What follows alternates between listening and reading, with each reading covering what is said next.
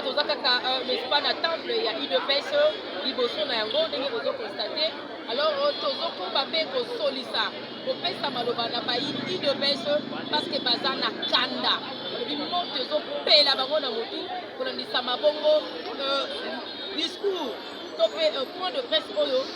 Kabunde Jean-Marc ebaki na kotenir ya kovilpande image ya mokonzi ya mboka mpe ya UDPS moyimboka mbote. Oui, nini okolobela kolandisa malolenge oyo oyokaki na koyoka discours tokobenga yango discours wana ezalaki point de presse tokobenga yango discours ya Jean-Marc Kabunde. Merci beaucoup. On a présenté dans Bandego, Bayemima, la salué, puis nous avons de place pour ça. Bozango, Pandango, Pandango. Très bien. Nous avons pris sa référence dans Oboyebi. Bomba, bomba, bomba. Mabe, Mukwa, ta selema ouais. Ni binyo son a prison. Bato bazoli na Congo et Keneli Bosote na prison. Kagame Kabila commissaire moi na Popi. Fati Beton na prison. Lelo Museveni a commis sous moi na bitinda Fati Beton na prison.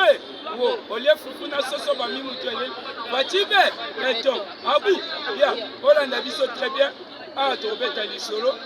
Ma solo bon. Oyo ba propos ancien président Aïe ya IDPS abetiango eza abimi bébé politique.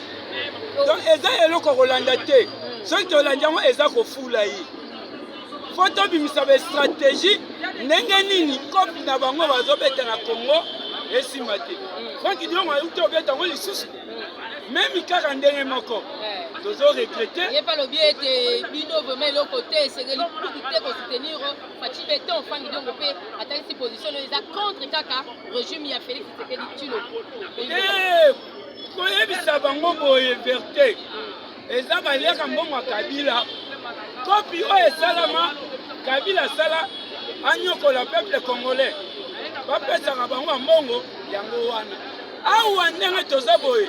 Maman na yebisi bino bokende na RTNC na journal officiel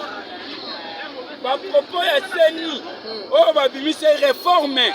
botala CENI alobi biloko nini yango ezolelisa bango kao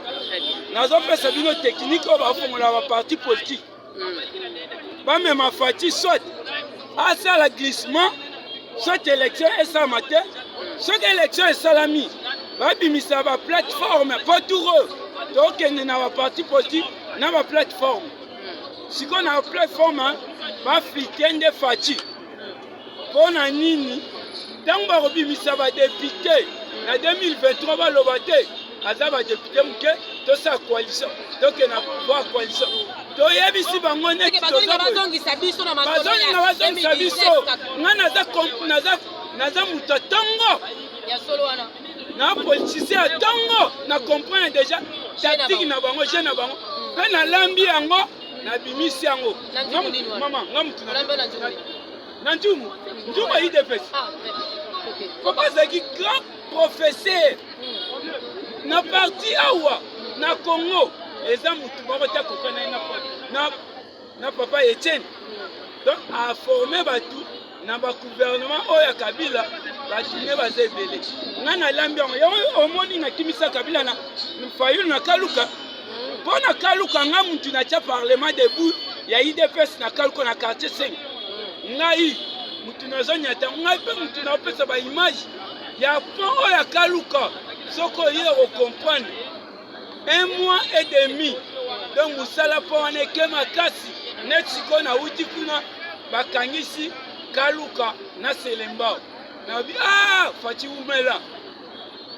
biso toza bajalelo ya président Félix te toza nde bakommunikateur ya mboka RDC mpe IDPS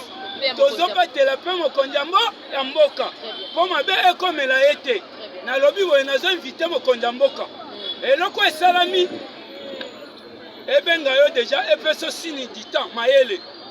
awa na IDPS ozwa mayele te bango nde bazomema président mpo bakosa ye akende na glissement baje na bango wana biso yango na invité président Félix na oyo babengi yo wana soma yele élection ngana lobi na 2023 une année maman na obimisa ba secret oyo ezolekisa bango Kabila 18 ans akokoma sosoma élection babourgmestre te Fati na 5 ans na ye asosoma élection ya babourgmestre chef de riz, chef de localité, chef de quartier, recensement, identification pesant la kati. Mais à quel musique à lobby na ba diaspora a identifier bango et loko oyo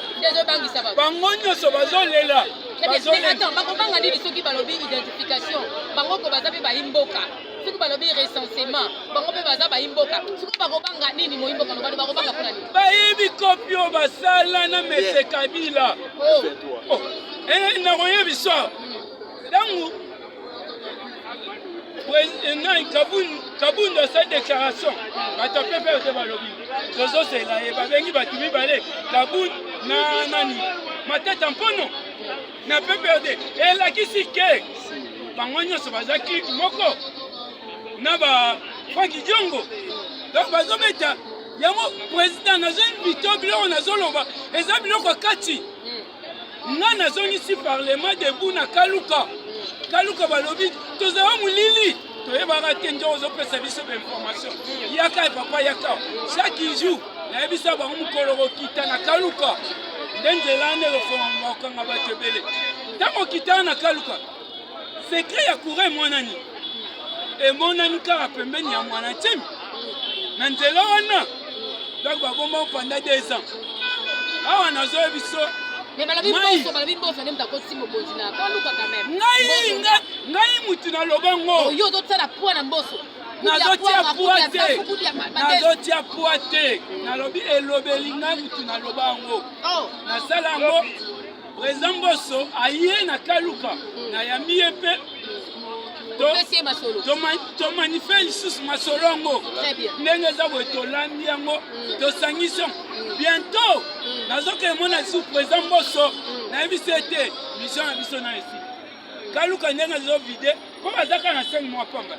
sikoyo bakomi na 1 mois et demi mais kuluna kuna macheti ko papa lokola mbula ekosilaka te mama nayebisi yo omoi neti ngai soki banome nga kuluna esi faut banome yo kuluna ya liboso nazopeso tatiki mama loba ozosolicite nini nga nazosala te naza chômeur mais naza politique eza mutu kuluna po esila bien na invité ministre intérieur bagouverneur sere babourgmestre bakanga nde bachef de quartier bachef de riz bango bayebi bakuluna place bazalaka bandako nyonso bayebi yango kuluna ezoya makasi soki kaka nomination nalobi soki banome ngai kuluna esila bapose ezekele mama biso ozala presse te ya kosenga pose nalobi mpo olobi mpo na kuluna natalisi yo kuluna eza makasi te chef avenu boulot tobundelaki yango mpo na chef avenu te tobundelaki yango mpo na chef du quartier te tozomaîtrise biloko nyonso ngalema eza na fete quartier naza na bassociation oyo naodirige mibale elenge mosala na RDC Jésus-Christ des rois du Congo donc eloko wana naomaîtrise ville Kinshasa eza na 350 quartiers nazomaîtrise yango na mutu nazosala na gouvernement te donc eza biloko oyo tozoluka ndenge nini topesa président Félix majorité na 2020 ngai moko na décidé na kosala campagne ya district ya 4 districts mobimba mécanisme nini moyibo kosala ma campagne à 4 districts avec quel mécanisme stratégie na nga na repeso na planifie bato na ngai déjà na 4 districts bato na nga baza déjà naozela kaka na minute oyo bazali très bien soki na minute oyo déjà abengi biso tosali bastratégie batekaka pake nayebi si yo likonda tikutu président Félix Antoine Tshisekedi Tshilombo bakoki osaka nete oyo akwesi comité international bazoba na minute oyo bazocomprendre politique ete coup d'état bapreparaki mpo Kagame asala président Félix mais lelo mondele ntango amoni Kagame Fachi a joué Kagame bango bakanisi bokakende eza idée ya président Félix très bien eza président Félix bango bapiégeki neti baza 6 na Fachi 7 atango bakovote bakokwesa Fachi ndo Fachi alobi na kati ya sale Kagame akota masolo ndela si moto alobi mama na ngai yokasi makambo ngola ete iya ye mo Fachi te comité international ndenge azotinda bango ntango bakeki na lobi Kagame na Kongo ya osali yoka Kagame batu na ngai awa banda mobutu na yako ye kozwa bango kasi yami batuni bango ba 1-23 akose Museveni yepe Fachi ayebisi baje na bino wana okotango yango moneki Fachi atali ye boye Kagame awa nayebisi yo masolo eza kitoko masolo eza kitoko Kagame communauté internationale akomisi ekizeni place ya Kagame abombanaki comité international azalaki nsima na ye awa ndeti babuki Kagame maboko Museveni ye wana mpe alobai Fachi anegocie na M23 Fachi mpa boyi alobeta bango kaka matusa bomba mabe mukua taselemba we oyo balingi balandanga plus 243 85 44 97 72 7 plus 243 85 44 97 72 7 na swambote bele mote